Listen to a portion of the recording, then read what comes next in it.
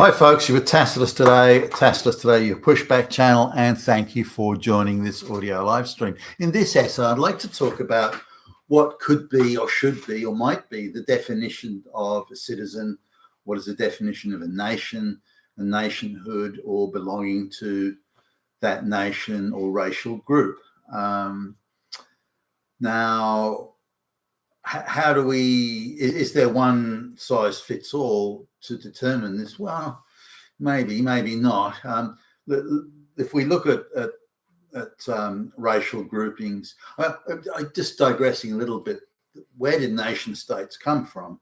They came from a racial group that was identifiable racial group with common genetic heritage and roots going back many hundreds, if not thousands of years.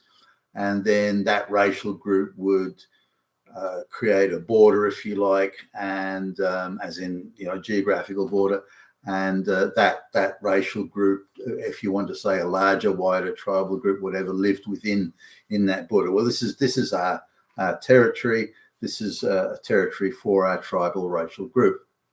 And that could be the English or the Scottish or I don't know, the French or whatever. But the idea of a nation state is relatively recent. In terms of sort of confirmed nation state, you're looking, really the 1500s. It's starting to take pretty serious shape. So, say when Spain is recovered from the Moors. With the final invasion or the expelling of the Islamists from southern Spain that they'd invaded sort of hundreds of years previous, and the integration of the various French provinces into what today more or less is France, and the Germanic tribes integrated or became a nation really fairly recently, 1870, as indeed did the Italians. That only became an integrated nation state again in the 1870s or late 1860s into the 1870s. Poland is a fairly recent complete nation state. It is often carved up between Prussia and Russia, or the Germanic states on one side and the Russians on the other. So there's been fairly volatile borders, often through conquest.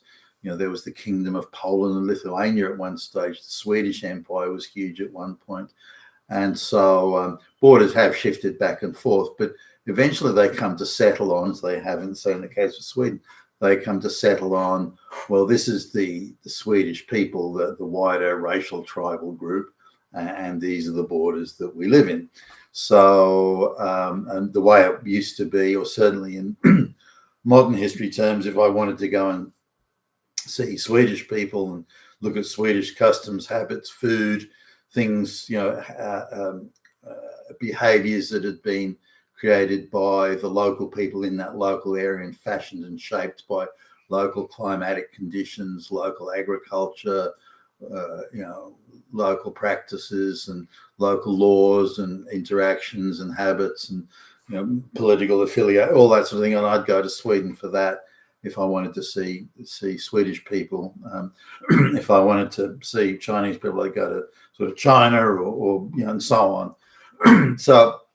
So these were how these borders were settled. Now with the newer, this is going back with lineage, 1,000 years. For example, Germanic tribes have been in where Germany is today. Germanic tribes have been in Central Europe there for many thousands of years, so they can trace their lineage back a long way. And again, as a nation state, they're fairly new, 1870. Germany integrated.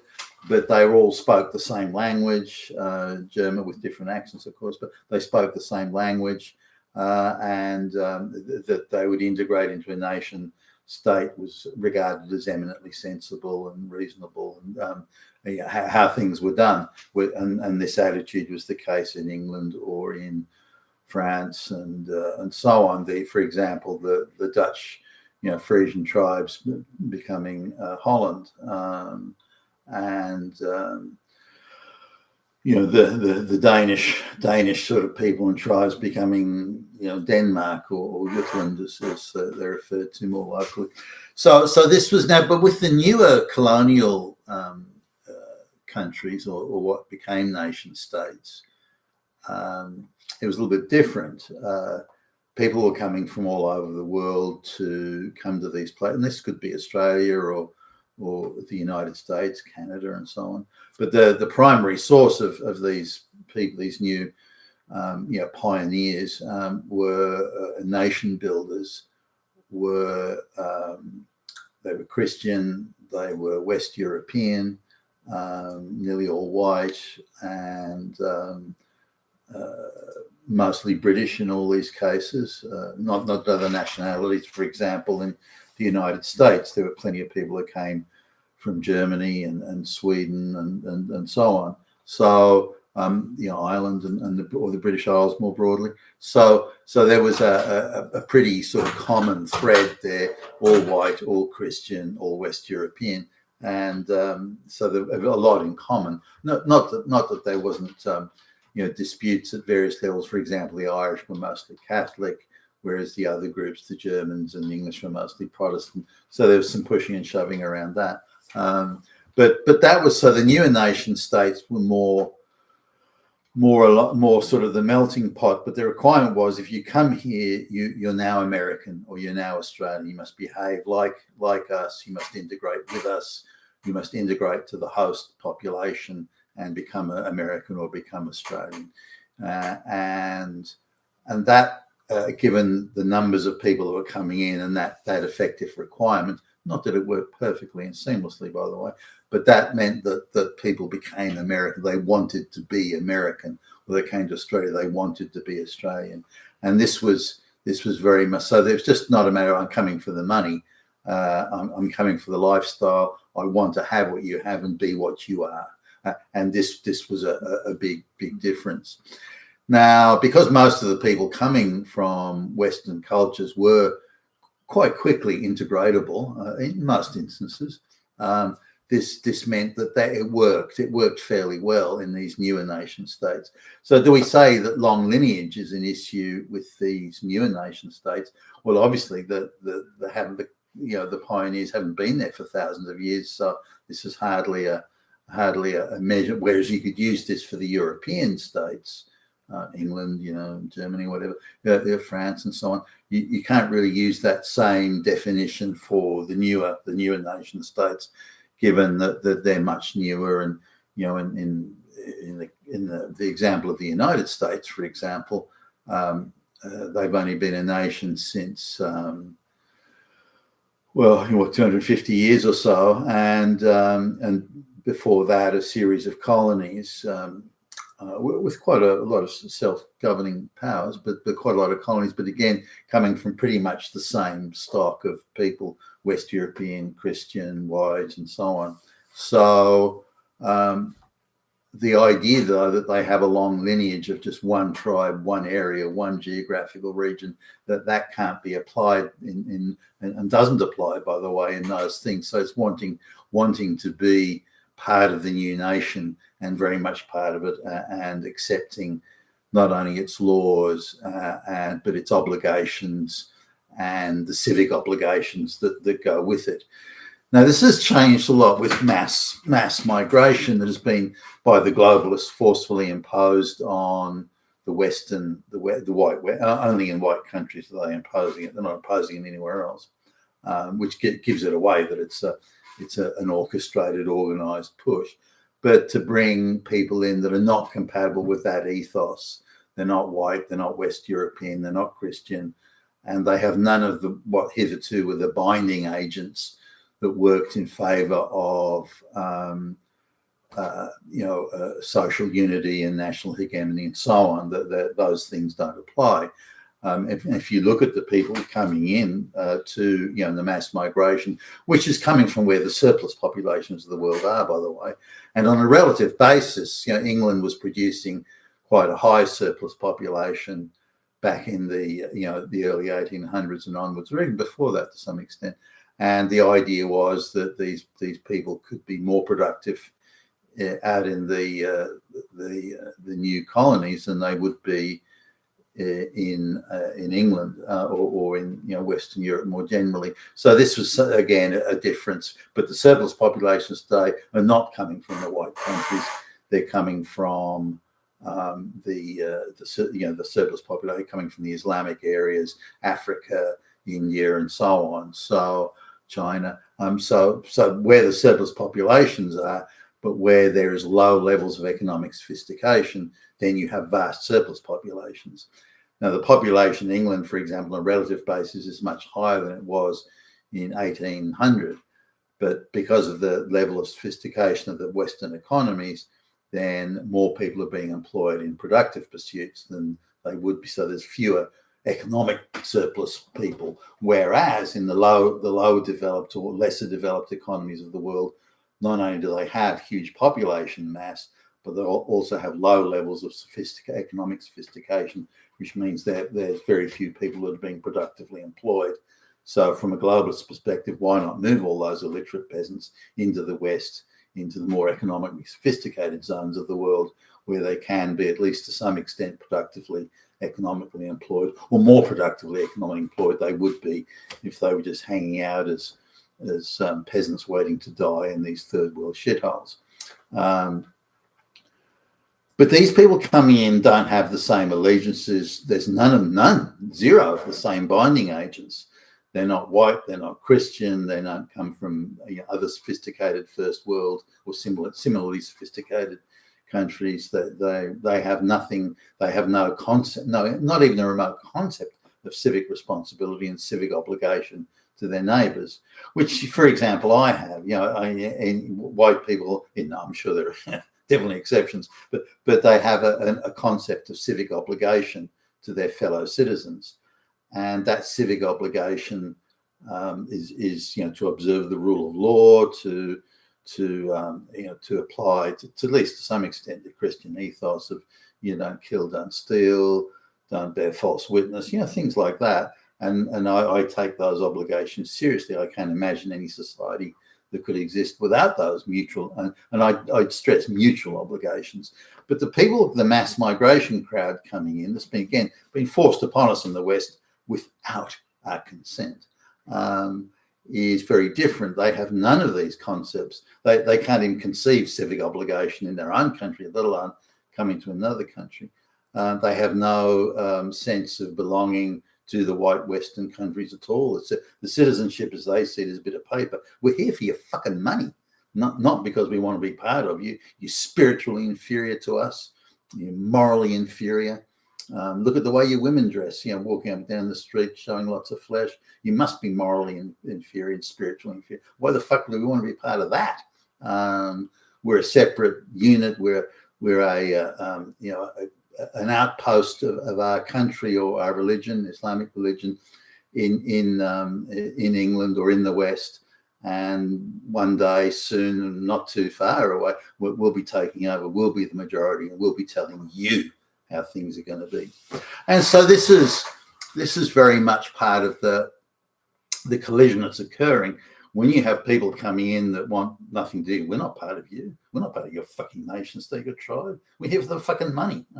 When you have that, and where the definition of nation state as they see it doesn't even exist, and if it even does exist, they're not interested in being part of it. Then how do you define citizenship in the nation and the nation state, nationality? How do you define it in such a situation? Well, you can't really at that point. If you have a vast number of people coming in through the front door that perceive they're still, there are Indians who have been 5th, 6th, 7th generation Western born, and in the West, in the white West, and you ask them what their nationality is. No, I'm Indian. I'm Indian. That's it. They are, aggressively asserting their genetic lineage. They're Indian, but you've been born so I'm Indian, and they only marry other Indians and procreate with other Indians. in every where they're happy to take white people's money. Whenever they want to spend money, they'll go out of their way to make sure it's only spent with Indians. So many of the Chinese are the same. The Arabs, many of the Arabs, even second generation Western-born Arabs are still sending back to the fucking village of their ancestors for husbands and brides. I mean, it's insane. So these people are not integrating, or they're integrating very slowly. So when it comes to deciding on a civic obligation basis and a political representation basis, why would you want to give political power and the ability to determine the civic discourse to these people? Because they're not being elected to public office because of their sense of civic obligation.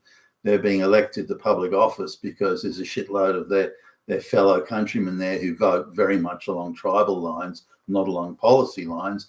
And if they did policy lines, as far as they're concerned, that they're electing or making sure one of their own number gets into political office to get hold of the treasury so they can fucking loot it on behalf of. And look at the Somalis in the United States. Their view of the white man's treasury is to loot the fuck out of it, not to contribute or do something worthwhile, just to go on a looting rampage. And this is the same with most and many of the Arabic people, the Indians, Pakistanis, Bangladeshis, Africans. It's all the same. They're here to loot the place, not to become part of it. So with that backdrop, how do you then determine citizenship, as in meaningful citizenship, as in not just a bit of paper, but having a full-on civic obligation to your fellow citizens, not your tribal group, but your fellow citizens? And how does that civic obligation process, must it be a central part of being a citizen? I would argue it should be.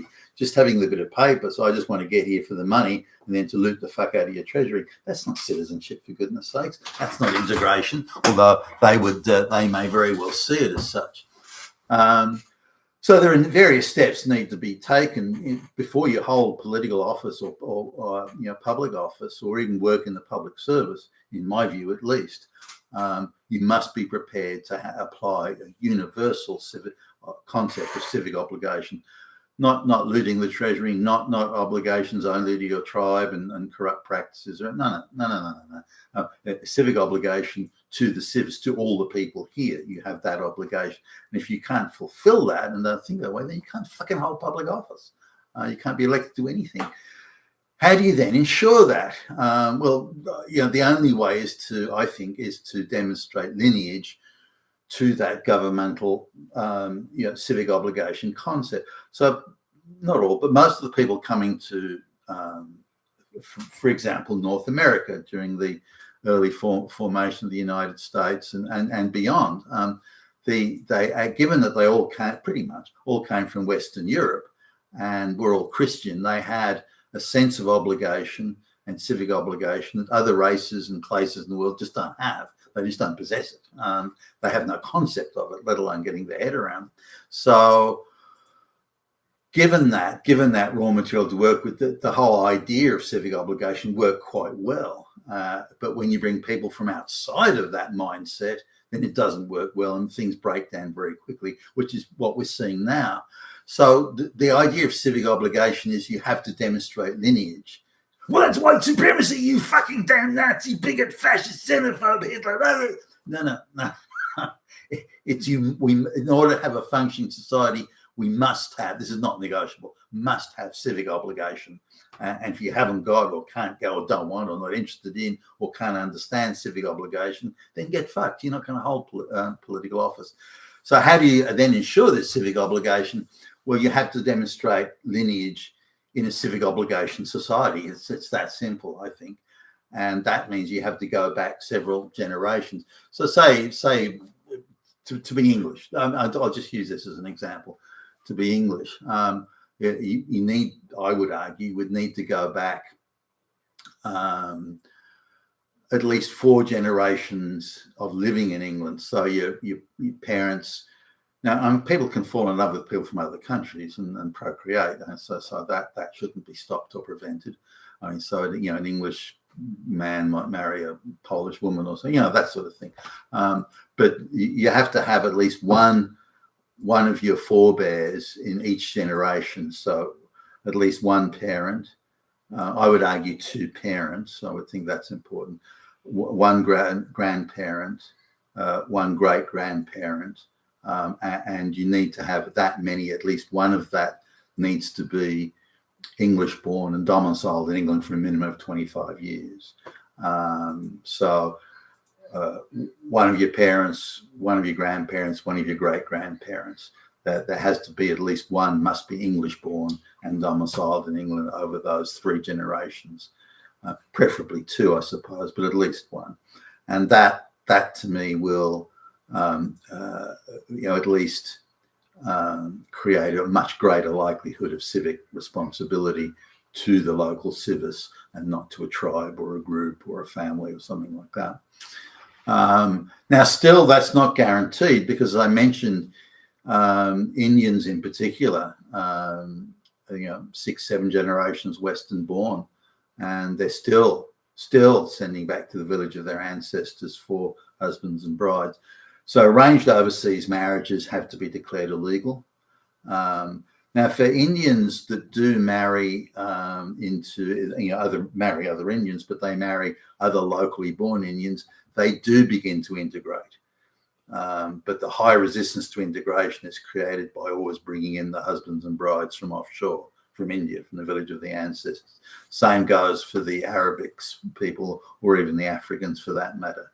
So, so the civic responsibility is a huge issue, and without it, I think social collapse will occur, and I don't think it's too far away. So this is something that urgently requires attention.